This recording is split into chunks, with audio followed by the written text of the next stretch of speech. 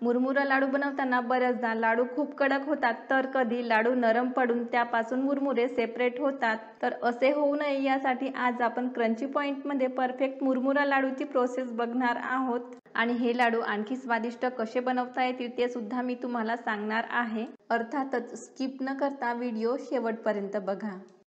तर इथे मी 1 वाटी चिक्कीचा गुळ घेतला आहे आणि हा गुळ मी बारीक तोडून घेतला आहे। नंतर इथे मी ज्या वाटीने गुळ मोजून घेतला त्याच वाटीने 3.5 वाटी मुरमुरे घेतले आहेत।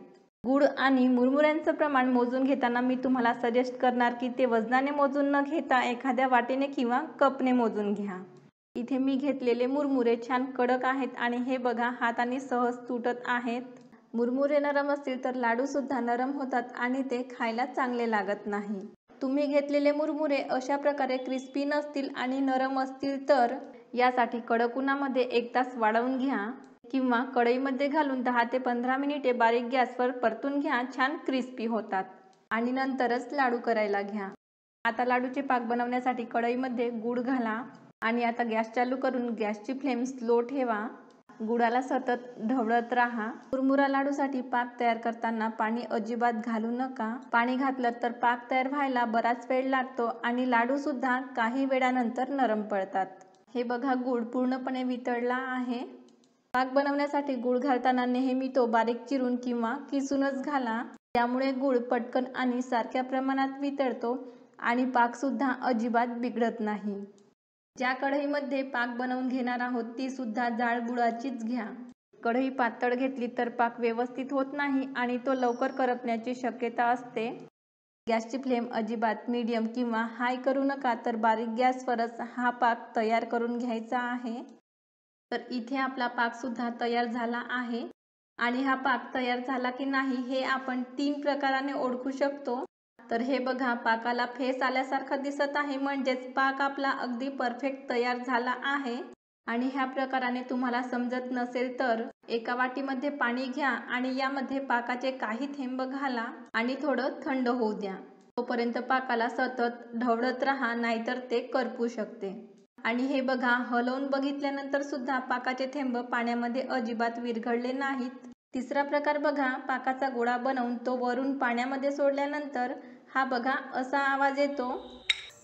पाक चेक करून घेताना ते थोडं फास्ट करून घ्या, कारण पाक तयार झाला आहे आणि तो यापेक्षा जास्त शिजवला तर करपतो आणि लाडू जास्त कडक होऊन चव सुद्धा कडवट होते। आता लगेच गॅस बंद करा आणि आता यामध्ये 1.5 चमचा भाजलेले पांढरे तीळ घाला। गॅस बंद केल्यानंतरची प्रोसेस सुद्धा खूप फास्ट करून घ्यायची आहे। 1.5 चमचा शेंगदाणे भाजून त्याचे 2 भाग करून घेतले आहेत। नंतर यामध्ये अर्धा चमचा वेलची पावडर घाला।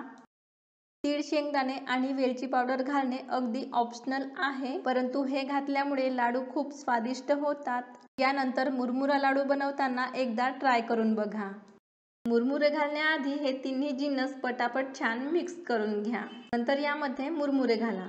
मुरमुरे घालताना एका वेळेस न घालता 2 बॅचमध्ये घाला, एकजीव करून घ्यायला सोपं जाते। पाकामध्ये मुरमुरे छान मिक्स करून घेतल्यानंतर यापासून लाडू करण्याची प्रोसेस सुद्धा आपल्याला फास्ट करून घ्यायची आहे। त्यासाठी चमच्याला असलेलं मिश्रण आधी काढून घ्या, नाहीतर ते घट्ट होऊन चिकटून बसते। आणि हाताला तेल किंवा तूप न लावता थोडंसं पाणी लावा आणि अशा प्रकारे लाडू वळून घ्या। थंड झाल्यानंतर ह्या मिश्रणाचा गोळा होतो आणि लाडू वळता येत नाहीत, यासाठी गरम असतानाच पटापट लाडू वळून घ्या। तुम्हाला हे लाडू जास्त प्रमाणात बनवायचे असतील तर घरामधील आणखी एखाद्या सदस्याची मदत घेऊन लाडू वळून घ्या, पटकन होतात। खूप स्वादिष्ट असे मुरमुरा लाडू तर तयार आहेत, परंतु ही कढई स्वच्छ करण्यासाठी यामध्ये पाणी घालून भिजवून ठेवलं तर त्यासाठी बराच वेळ लागतो। परंतु जर घाई असेल आणि ही कढई पटकन स्वच्छ करायची असेल तर त्यासाठी कढई प्रथम गॅसवर ठेवा आणि गॅस चालू करा। नंतर यामध्ये 2 ग्लास पाणी घाला। गॅसची फ्लेम मोठी ठेवा आणि कडेचा भाग अशा प्रकारे काढून घ्या। हे बघा पाण्याला उकळी येण्याच्या आधीच कढई छान स्वच्छ झाली आहे। यानंतर मुरमुरा लाडू बनवताना मी सांगितलेल्या पद्धतीने बनवून बघा आणि तुमचे अनुभव माझ्यासोबत कमेंट बॉक्समध्ये शेअर करा। व्हिडिओ बघितल्याबद्दल तुमचे खूप खूप धन्यवाद आणि अशाच नवीन रेसिपी सोबत आपण लवकरच भेटूयात।